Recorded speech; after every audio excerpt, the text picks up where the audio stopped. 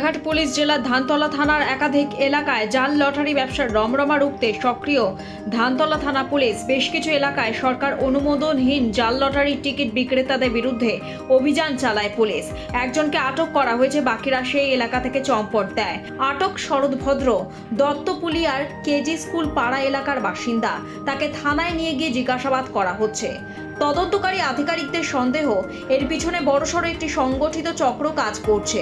শুধুমাত্র টিকিট বিক্রি নয়, কোথা থেকে এই লটারির টিকিট আসছে, কারা অর্থের যোগান দিচ্ছে এবং কারা এই ব্যবসার মূল হোতা তা খতিয়ে দেখা হচ্ছে।